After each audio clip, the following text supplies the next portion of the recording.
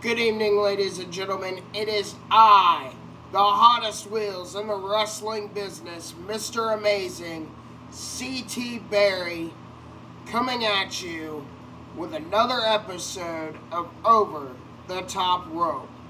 And no, both of my feet will not touch the floor.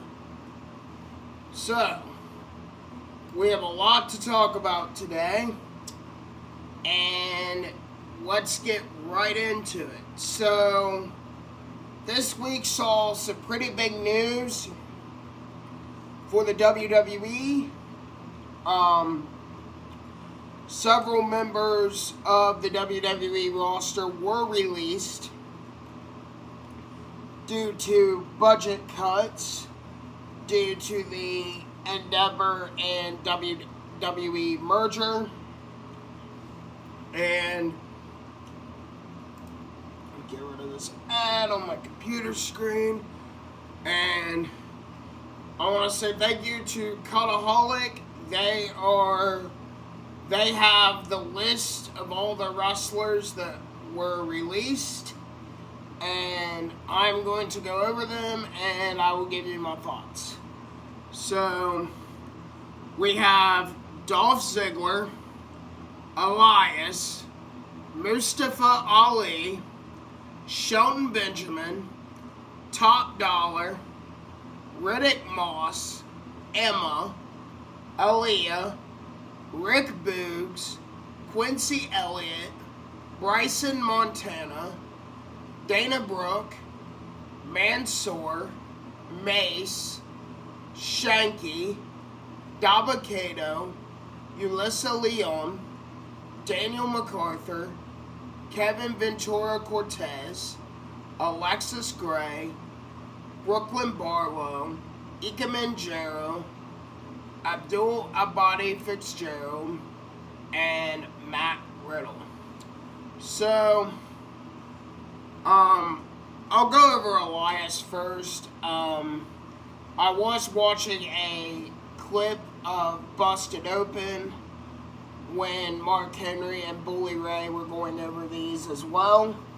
And, they were upset at the release of Elias, because of how talented Elias was and how over he was with the WWE Universe.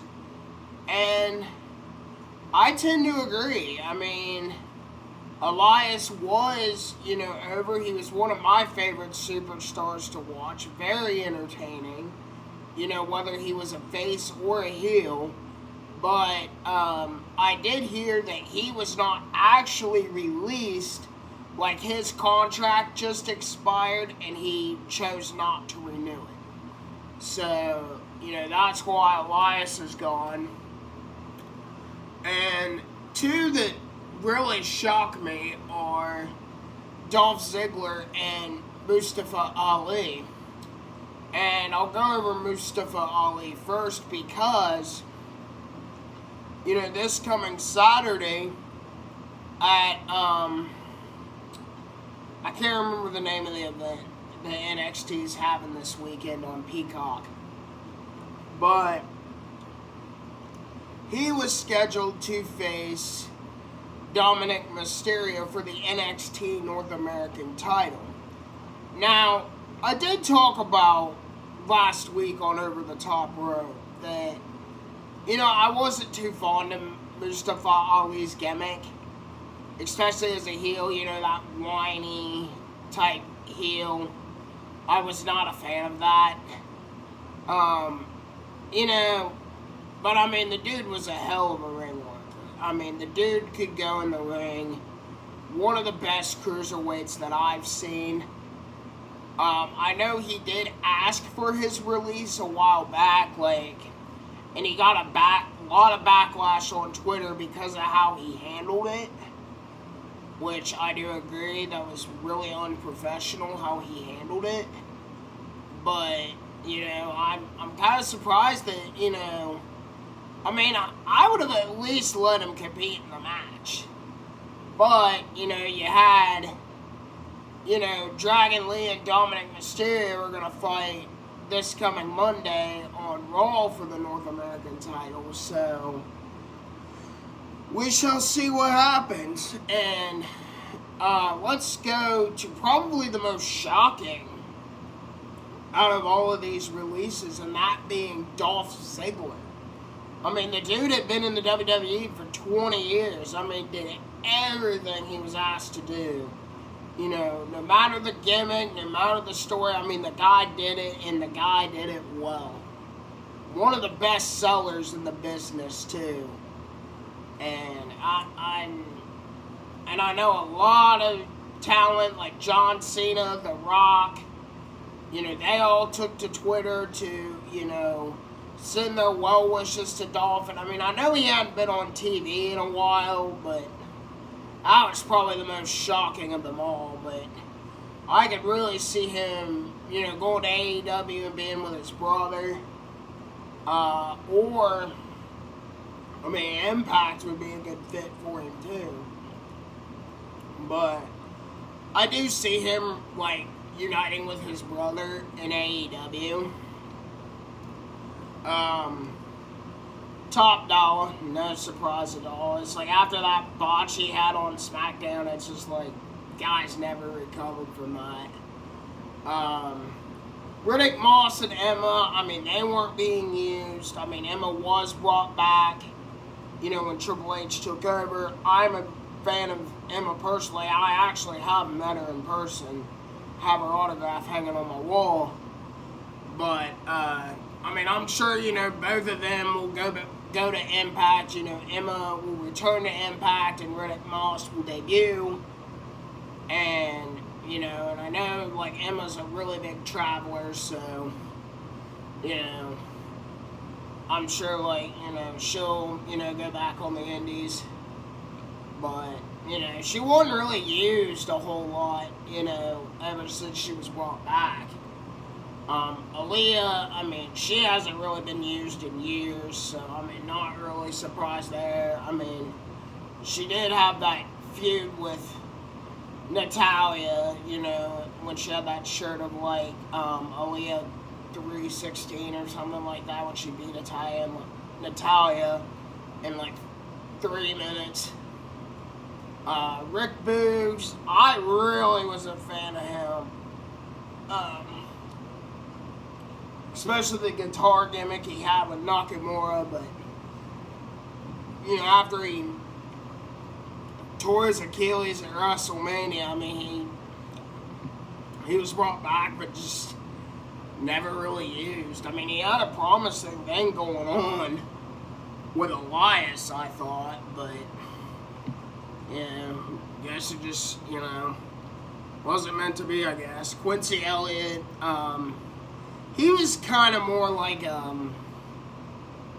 Viscera on NXT. Remember him? Like, you know, like Viscera, Big Daddy V, Goldust type character. I wasn't really into that personally, just not really my style of gimmick, but, I mean, you know, the dude, for a big man, could go in the ring, so, you know, I wish him the best in his future endeavors. Bryson Montana must have been like a level up performance center guy. Never really heard of him. Dana Brooke, I mean, I never seen the issue with Dana Brooke personally, but I mean, I know they were booing the hell out of her when she was going against Cora Jade, and, you know, I kind of knew the writing was on the wall at some point, but, you know, you hate to see anybody lose their job. Mansoor, I mean, you know, he was brought over for the Saudi stuff, you know, all the Saudi deals, and, you know, and I really liked Mansoor, and I know he's a Twitch streamer, so, you know, the gamer in me really respects that. You know, Mansoor and Mace, I mean, you know, they worked with what they were given, and, you know, I was not a fan of the Maximum Male Models gimmick, personally, but, I mean, they did what they were told, and, you know, and I hope these two find success, you know, outside of the WWE, whether it's in the wrestling ring again, or, you know, if they go, like, full career via Twitch.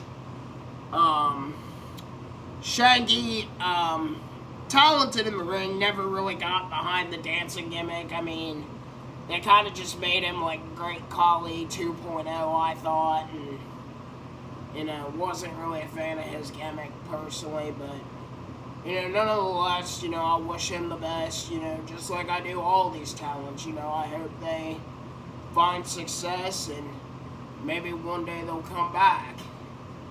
You know, Dabba-Kato was a big fan of him. You know, he could really go in the ring. I was, you know, kind of hated to see him go. You know, Yulisa Leon, you know, she had her team with Valentina Flores, and, you know, they was in a feud with, they were teaming with Nathan Frazier and Dragon Lee and going against Metaphor. Daniel MacArthur and Kevin Ventura Cortez, never really heard of them. Alexis Gray and Brooklyn Barlow, I followed him on Instagram, but I've never really seen him wrestle. Ika Manjaro, you know, that was another gimmick, the whole jacket thing. I never really liked that either, but, I mean, I know the dude had his following, so I'm sure he'll go back to Japan, maybe reunite with Kushida. So, you know, we'll see where he goes.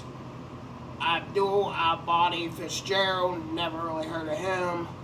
And Matt Riddle, I mean, after all, especially after the whole airport thing he tweeted about, you know, I kind of knew. I mean, the dude's had his issues, and as much as I love Matt Riddle, I mean, I have an RK Bro hat. You know, I was a big fan of RK Bro, just like everybody else, but, you know, I hope the dude, you know, works out his issues and can come back, you know, better than ever. But anyway, guys, that's all the releases of WWE. So let's get into some other stuff. So on NXT this past week, we saw a tag team match with Becky Lynch and Lyra Valkyria versus Tiffany Stratton and Kiana James. Now, this was supposed to be a 2-on-1 handicap match. And, you know, Roxanne Perez, you know, throw her into the mix, you know, she had a, you know, a match on NXT and had an arm injury and, you know, offered to be Becky's partner, but Becky told her, like, nah, you need to rest, you know, your arm's injured. But then Lyra Valkyria ran out to help her, and Becky was okay with it. So, the reason why I wanted to bring this up is because I'm visioning that Roxanne Perez is going to turn heel. Because it's like, you know, it's like Becky basically just shoved her to the side, but let Lyra Valkyria team up with her. So I think at the NXT event this weekend, Roxanne's going to cost Becky the title. That's just my opinion, but as I always say, we shall see. And then, I mentioned this earlier, we have Dragon Lee versus Dom on Raw for the NXT North American title. Now, what I think is going to happen personally is Dragon Lee is going to get the win, you know, to, like, go over on the big stage. And then they're going to have the rematch this weekend, and Dragon Lee's going to win that too. And then, you know, Dom's going to be done in NXT for a while. I actually did see Dragon Lee wrestle in person. He teamed up with his brother, Roosh, and who was the other one? Might have been their other brother, Dralistico, maybe. I can't remember. It's been a while ago. But they teamed up against the Young Bucks and the returning Kenny Omega. And, you know, Dragon Lee was the one that lost the match. And then, you know, his brother, like, beat him up and unmasked him. And then, That was the last we've seen of Dragon Lee in AEW, before he came to the WWE, so it's pretty cool. I got to see Dragon Lee in person, so if he wins the title on Raw this Monday, I'll be pretty happy, but I'll be watching the Bengals and Eagles games, so I'll have to watch Raw later. But, our last bit of news for WWE, Jey Uso and the Judgment Day. Judgment Day has been, wanting Jey Uso into the fold. Excuse me. Ever since, Jey Uso broke away from the bloodline and went to Raw, and Jey Uso gave him his answer in the form of 3 super kicks. One for Dom, one for Damian, and one for Finn. And then the 3 of them got, beat up Jey, and then, Drew didn't come back to help him because Drew had defeated Jey on Raw. But Cody, did come to Jey's aid because, Cody was the one that brought Jey to Raw in the first place. And then,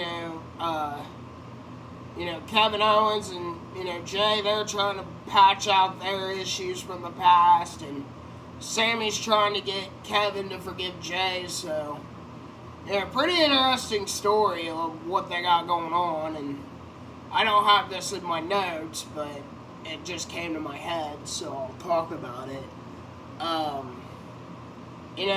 But what they're doing with Jimmy does not make a lot of sense. I mean, I know we gotta be patient, like I've said, and let things play out. But it's like, Jimmy turned on Jey because he didn't want him to end up like Roman, and now Jimmy wants back in the bloodline. It's just like, alright, what are you doing here, Trips? What you doing, buddy? But I don't know. We shall see. But anyway, guys, switching gears, let's talk about AEW. We have quite a few things on the list to talk about with AEW. The first is Sammy Guevara.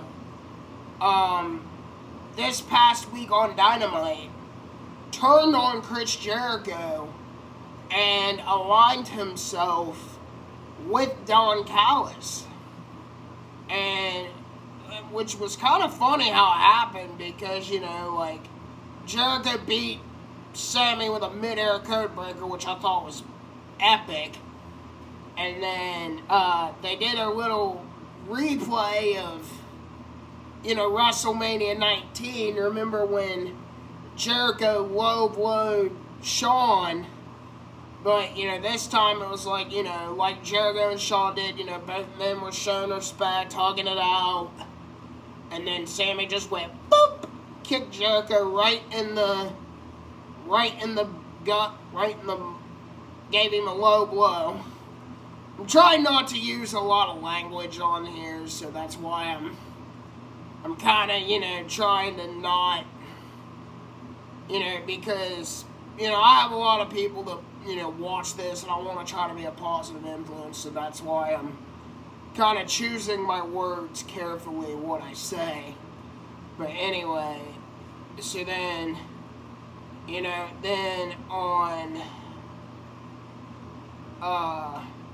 Rampage, Sammy solidified his allegiance with the Don Callis family.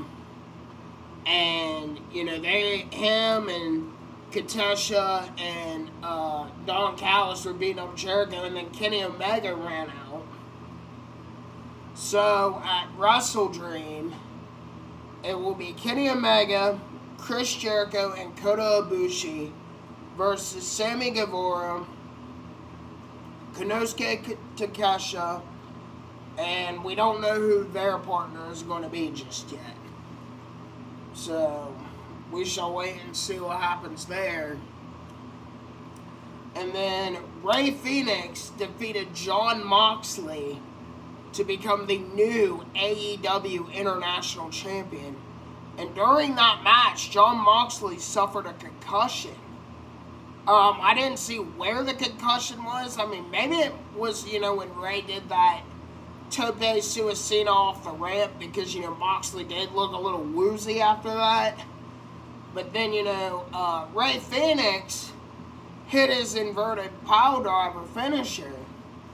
And, Rick Knox, he stopped his count because, Jon Moxley twitched a little bit. And, that ended up, I heard it was a botch. Like, it shouldn't have happened.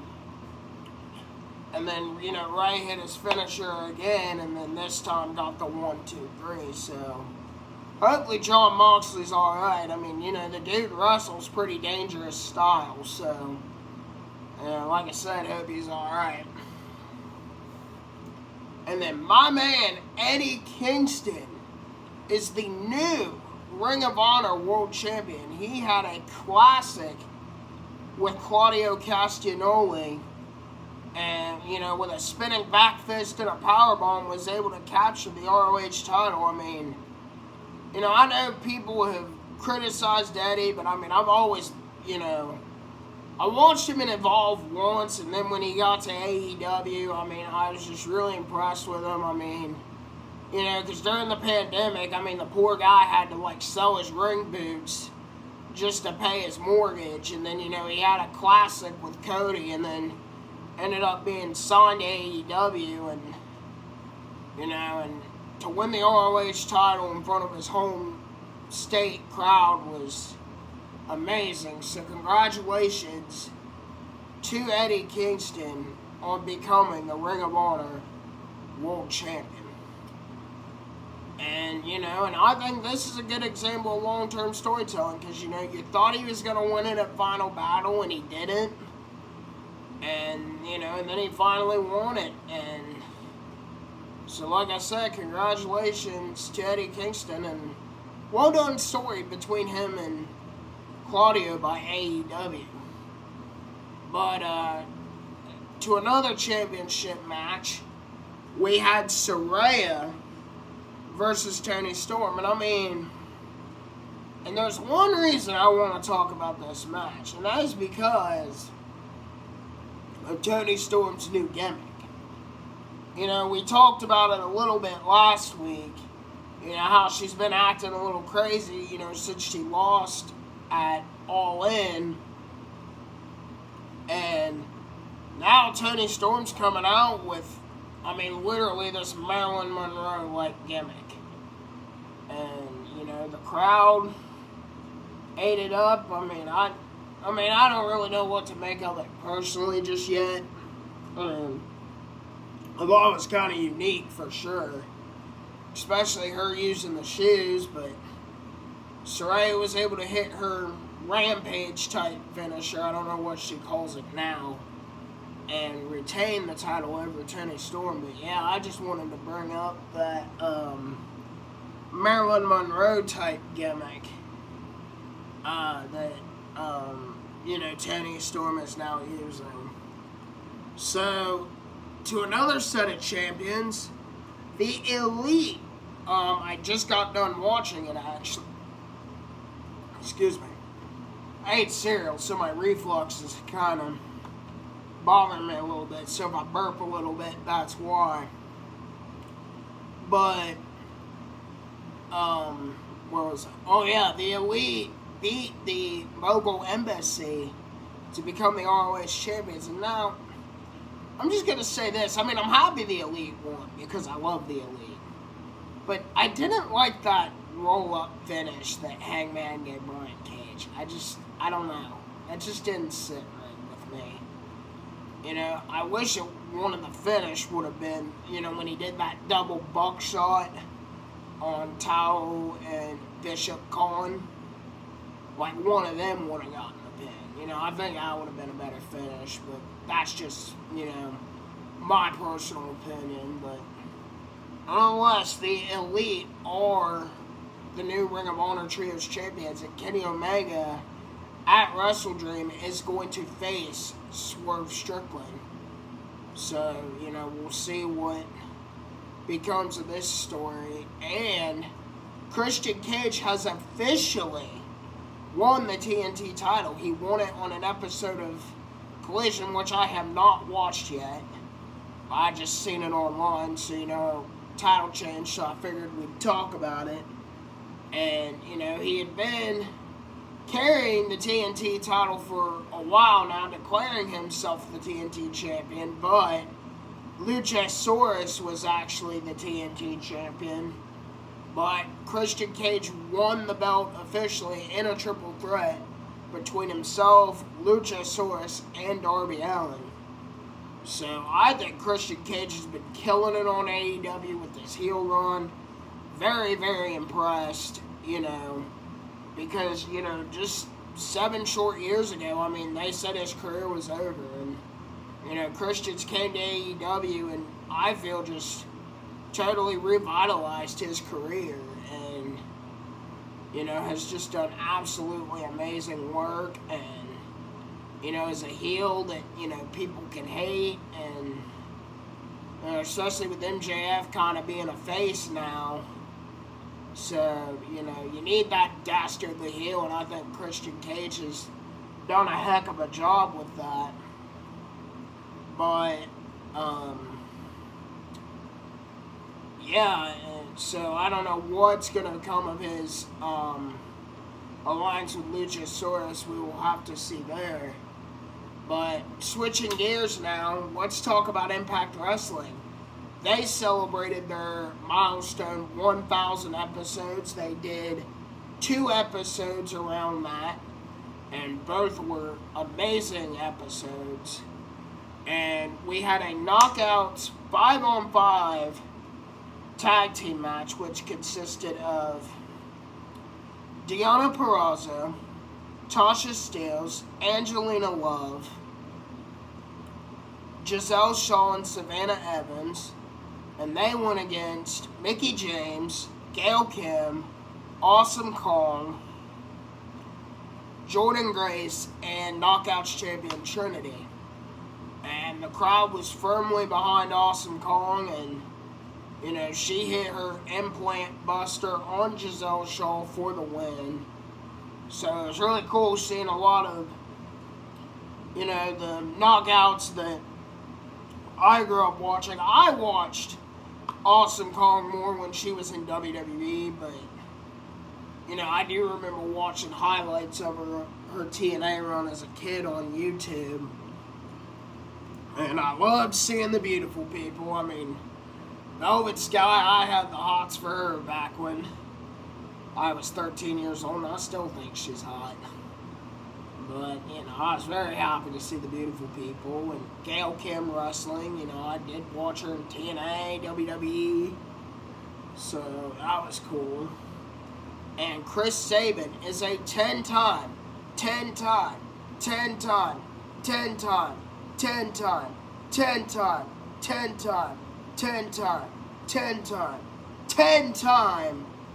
X Division champion. See what I did there, the Booker T thing? But yes, he defeated Lio Rush in a classic match to become a 10-time X Division champion. So, with his boy Alex Shelley as the world champion, who knows if he'll go option C. I know Josh Alexander is scheduled to face Alex Shelley for the world title at Bound for Glory. And speaking of other world title shots, we have Feast or Fire. So we had Crazy Steve earn the digital media title shot. Chris Bay earned a world tag title shot. Let's see here. Moose earned a world title shot, and Yua Uemura was fired. So let's talk about Moose. Because you remember when Josh Alexander defeated Christian Cage for the title, Moose, used his Call Your Shot trophy to cash in on a weakened Josh Alexander. So could we see something like that happen again at Bound for Glory? We shall see. But, you know, it sucks Yu Uemura was fired, because I was really behind that Joya gimmick, and, you know, so we shall see what happens there. And Tracy Brooks, the original Knockout, is going to be enshrined into the TNA Hall of Fame at Bound for Glory. You know, this came after, you know, her and her husband Kazarian defeated Eddie and Alicia Edwards in a mixed tag match on Impact. And Kazarian, you know, grabbed the mic and told everybody to face the Titron. And, you know, they showed highlights of Tracy Brooks' career, and, you know, that she would be in the Hall of Fame, you know, and then it cut to an emotional Tracy Brooks, who then celebrated in the ring with Frankie and their son Rebel. So I thought that was just a really cool moment, and congratulations to Tracy Brooks on getting enshrined into the TNA Hall of Fame. And our last bit we have to talk about is an Ultimate X match between Zachary Wentz, Alan Angels, Mike Bailey, Ace Austin, Samurai Del Sol, and Rich Swann. Now these guys, I mean, they tore the house down. You know, the Ultimate X match is a staple of Impact and TNA, and, you know, there was a cutter, you know, off the Ultimate X cables by Rich Swann. I think it was to Alan Angels. And then the Hurricane Rana, I mean, these guys tore it down, and, you know, ultimately Alan Angels was able to come up with the win, and, you know, and after leaving Dark Order and AEW, you know, he went to TNA, you know, aligned himself with the design and left them, and now he's looking to make his mark on his own. So he is now the #1 contender for the X Division title, and he will face Chris Sabin this week on Impact, but ultimately I don't think Alan Angels will get the win. I don't think it's his time yet, but it is cool to see him win the Ultimate X match. But guys, that's going to do it for Over the Top Rope. Hopefully you enjoyed. Don't forget to like, comment, and subscribe to my channel. Subscribing is totally free. Let's get those subs up. You know, I'd really appreciate it to hit 100 subs by the end of the year. And, you know, stay tuned for more content. And as always, I appreciate your support. Take care, guys. God bless y'all.